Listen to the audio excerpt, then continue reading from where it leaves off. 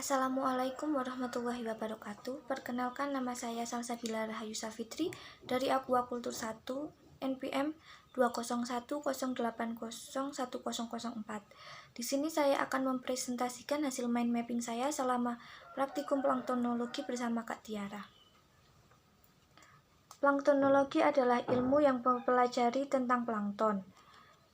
Pada praktikum ini kami melakukan atau mempelajari tentang pengertian plankton, kemudian pengambilan sampel dan pengawetan sampel, kemudian identifikasi plankton dan pengamatan plankton.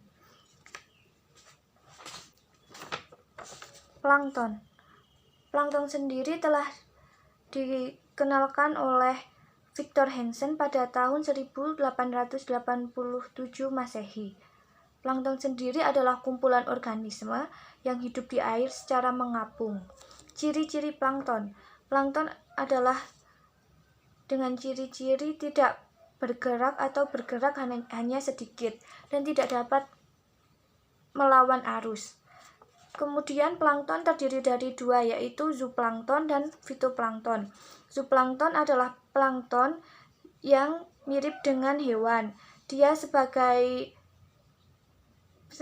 konsumen primer dan sebagai produsen sekunder. Kemudian fitoplankton adalah jenis plankton yang menyerupai tumbuhan.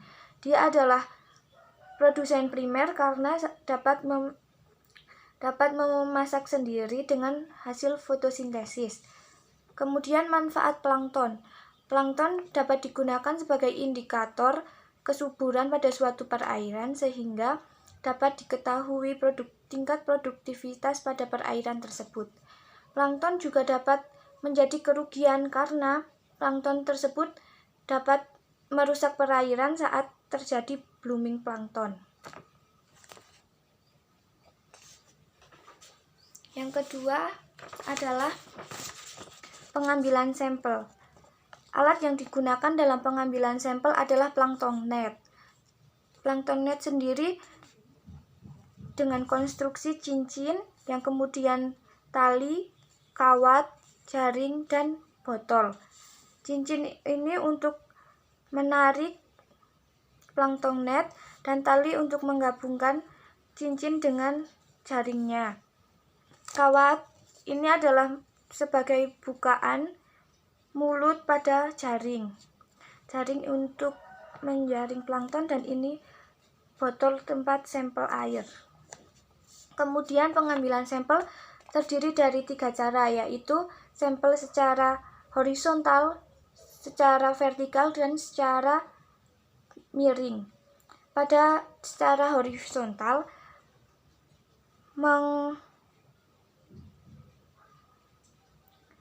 kita dapat mengetahui plankton secara horizontal dengan cara memasukkan plankton net ke dalam perairan. Kemudian kapal menarik plankton net secara perlahan. Kemudian secara vertikal, plankton net dengan memasukkan plankton net tersebut ke dalam kolom-kolom perairan, kemudian sampai dengan kedalaman yang diinginkan. Dan plankton net ditarik dengan kecepatan konstan. Secara miring, kapal bergerak secara perlahan, kemudian plankton net dimasukkan ke perairan dengan sudut 45 derajat. Kemudian menarik plankton dengan perlahan dengan sudut yang sama. Kemudian pengambilan sampel pada praktikum yang dilakukan adalah dengan cara memasukkan air ke dalam plankton net, karena pada praktikum tersebut dilakukan di sungai, sehingga kedalaman sungai tersebut tidak terlalu dalam. Kemudian pengawetan sampel. Alat dan bahan yang digunakan adalah botol film dan pipet tetes. Kemudian bahan yang digunakan adalah lugol, plankton, kertas label, dan tisu. Cara kerja.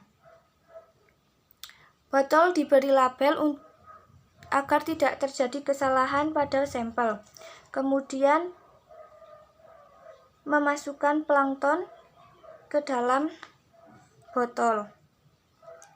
Kemudian plankton tersebut ditambah dengan lugol dan menyimpan plankton yang sudah di dalam botol dengan suhu yang dingin. Parameter-parameter yang ada di plankton yang pertama adalah parameter fisika yang terdiri dari suhu dan kecerahan, kemudian parameter kimia yaitu pH atau derajat keasaman.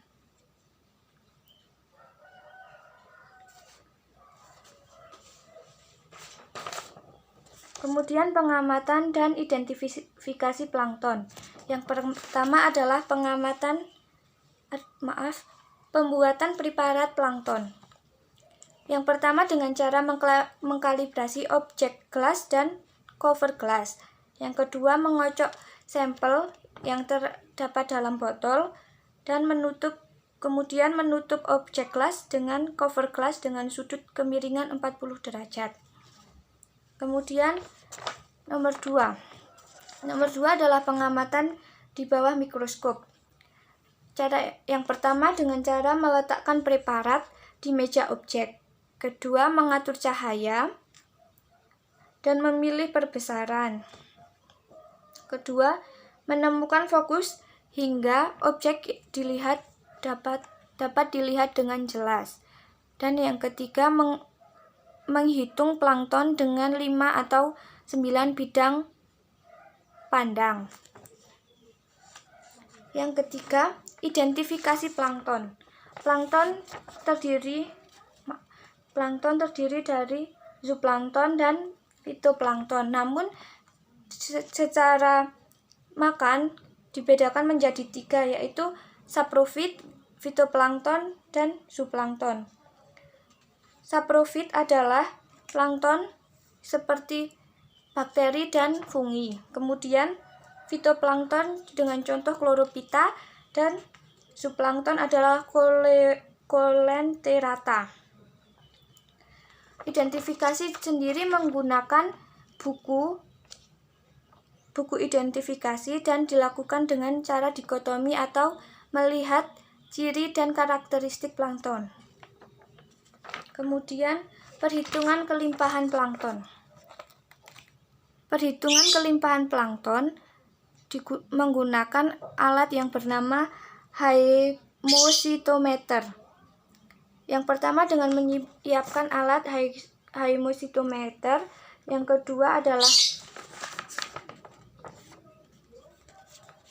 Yang kedua membersihkan hymositometer dan cover glass. Kemudian menutup hymositometer yang berada di tengah dengan cover glass dan mengambil dan meletakkan plankton dengan pipet tetes di hymositometer. Kemudian mengamati plankton di bawah mikroskop dan menghitung jumlah plankton.